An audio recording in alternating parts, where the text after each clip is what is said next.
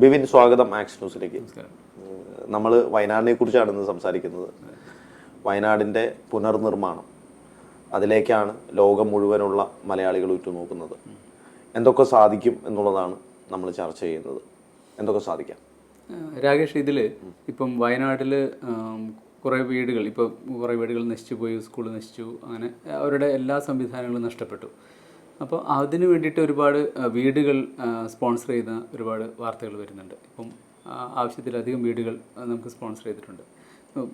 അവിടുത്തെ വിദ്യാലയം പുനർനിർമ്മിച്ചു കൊടുക്കാൻ മോഹൻലാൽ തന്നെ വാഗ്ദാനം ചെയ്തിട്ടുണ്ട്. അങ്ങനെ ഒരുപാട് കേരളത്തിൻ്റെ നല്ല മനസ്സ് മുഴുവൻ വയനാടിന് വേണ്ടി ഒഴുകുന്നുണ്ട്.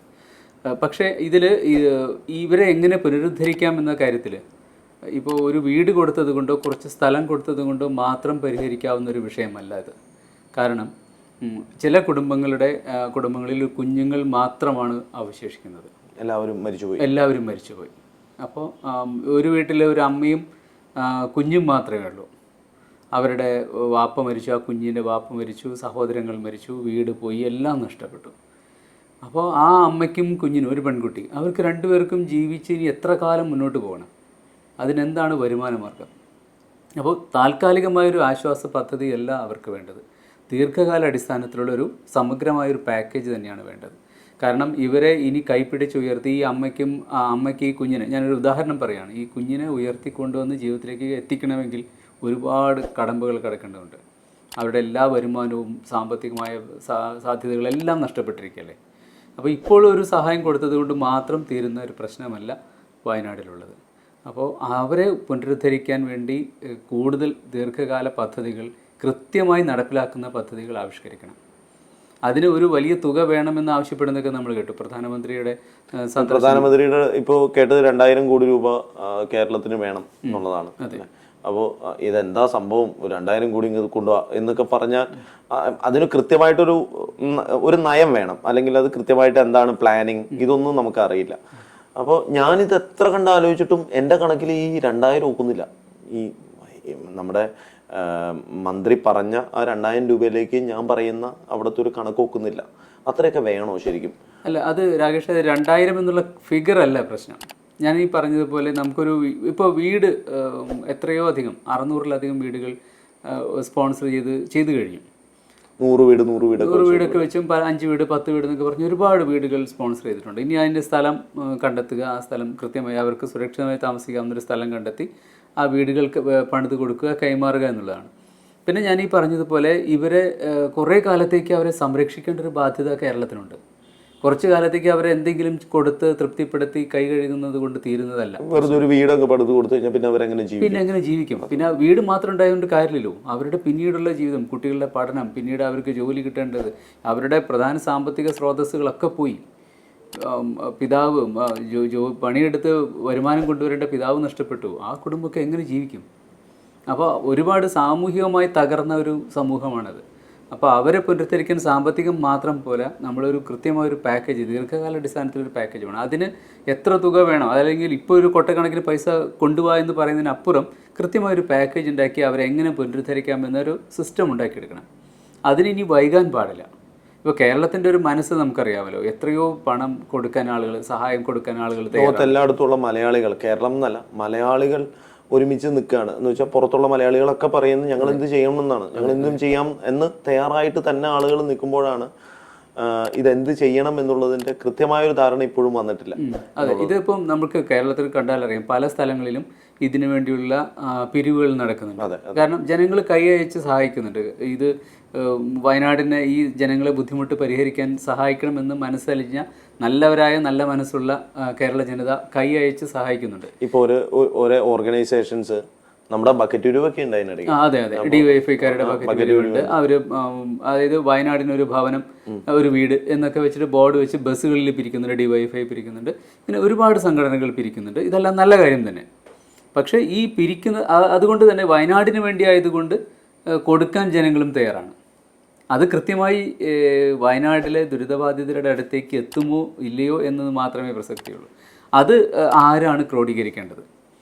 കേരളത്തിൽ മുഴുവൻ അങ്ങിങ്ങായി നടക്കുന്ന പിരിവുകളുണ്ട്. ചെറിയ സംഘടനകളും മതസംഘടനകളും സാമുദായിക സംഘടനകളും ഒക്കെ പിരിവ് നടത്തുന്നുണ്ട്. ഈ പിരിവുകളെല്ലാം കളക്റ്റീവായി കൊണ്ടുവന്ന് ഒരു കേന്ദ്രത്തിലേക്ക് എത്തിച്ച് അവരെ പുനരുദ്ധരിക്കുക എന്നുള്ളൊരു ഒരു നല്ലൊരു കാര്യമുണ്ട്.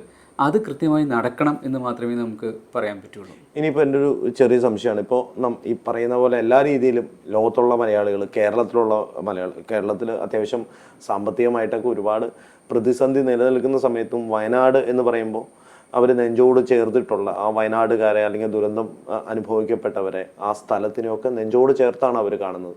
അതുകൊണ്ട് തന്നെ എൻ്റെ കയ്യിൽ 100 രൂപയുള്ളെങ്കിലും ഞാനും കൊടുക്കും ഒരു 50 രൂപ. ആ രീതിയിലേക്ക് ഒരു മനസ്സ് മലയാളിക്കുണ്ട്.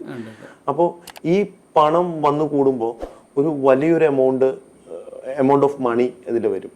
അപ്പോൾ ഈ പണം പോരെ ശരിക്കും ഈ കേന്ദ്രത്തിൻ്റെ കയ്യിൽ നിന്നൊക്കെ വാങ്ങിക്കേണ്ട കാര്യമുണ്ടോ എന്നുള്ളൊരു ചോദിക്കുന്നൊരു ഇതില്ലേ? കാരണം ഈ ഇത്രയും രൂപയൊക്കെ പോരെ ഇതിൻ്റെ ഒരു കൃത്യമായൊരു ഡെവലപ്മെന്റ്?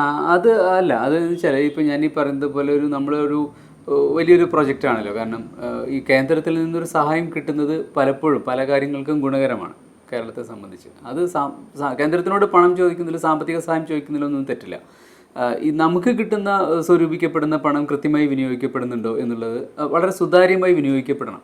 ഇപ്പോൾ മുഖ്യമന്ത്രിയുടെ ദുരിതാശ്വാസ നിധിയിലേക്ക് വരുന്ന തുക ഏത് രീതിയിൽ വിനിയോഗിക്കപ്പെടുന്നു, വരുന്ന തുക എത്രയാണ്, ഇപ്പോൾ ഈ വയനാടിന് വേണ്ടി ശേഖരിക്കപ്പെട്ട തുക എത്രയാണ്, ഏതൊക്കെ സംഘടനകൾ എവിടെയൊക്കെ പിരിക്കുന്നുണ്ട്, ഇത് ഏത് കൈകളിലൂടെയാണ് വയനാട്ടിലേക്ക് വരുന്നത്, അല്ലെങ്കിൽ വയനാടിന് കൊടുക്കാൻ ഒരു പ്രത്യേക ഒരു പോയിന്റ് ഉണ്ടായിരിക്കണം.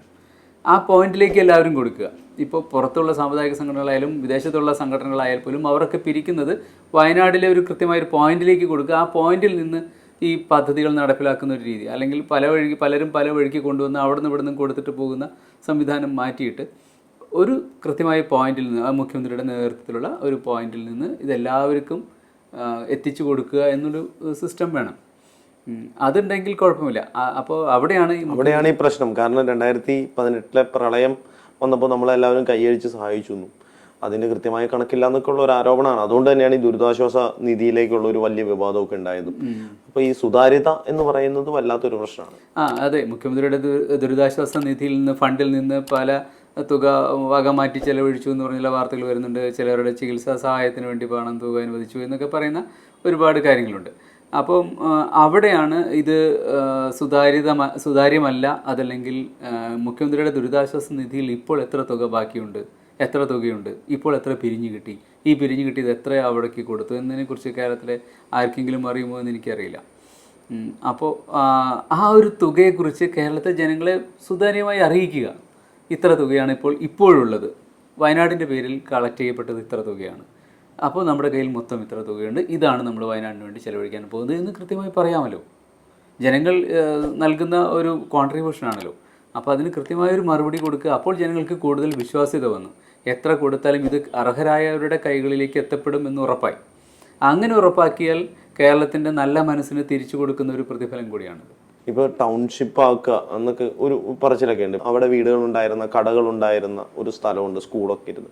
ഇവിടെ നിന്ന് മാറ്റിയിട്ടുള്ളൊരു ഡെവലപ്മെൻ്റ് ആണ് അവിടെ ഇനി നടക്കുകയുള്ളൂ. അതും കൂടി ശരിക്കും പറഞ്ഞാൽ കൃത്യമായി കാര്യങ്ങൾ നിരീക്ഷിച്ചതിന് ശേഷം എന്തൊക്കെ ചെയ്യാൻ പറ്റുന്നതിന് ശേഷമായിരിക്കും ഇനി ഉള്ള ഒരു പുനരുദ്ധാരണം വയനാട്ടിലുണ്ടാവുക. അതെ, അത് കാരണം ഇപ്പോൾ ആ സ്ഥലത്തെ സംബന്ധിച്ച് ഒരുപാട് ആശങ്കകൾ നിലനിൽക്കുന്നുണ്ടല്ലോ. കാരണം ഇനിയും അവിടെ ഇനി ഉരുൾപൊട്ടൽ ഉണ്ടാവുകയോ ഇതുപോലുള്ള നാശങ്ങൾ നേരിടുകയോ ചെയ്യുന്ന ഒരു ഭൂപ്രദേശമാണെങ്കിൽ അത് ഒഴിവാക്കുക തന്നെയായിരിക്കും നല്ലത്.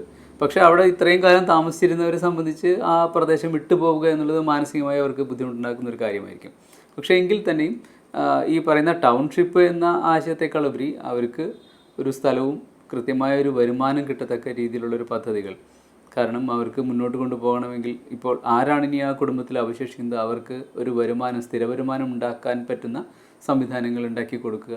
അങ്ങനെ അവരെ കൈപ്പിടിച്ച് നമ്മുടെ കൂട്ടത്തിലേക്ക് അവരെ കൊണ്ടുവരിക. അവിടെയാണ് ഇത് നടപ്പിലാക്കുന്ന രീതിയിൽ പാളിച്ചകൾ ഉണ്ടാവരുത് എന്ന് പറയുന്നത്. അതുകൊണ്ടാണ് സുതാര്യത, സത്യസന്ധത ഇതാവട്ടെ വയനാടിൻ്റെ പുനരുദ്ധാരണം.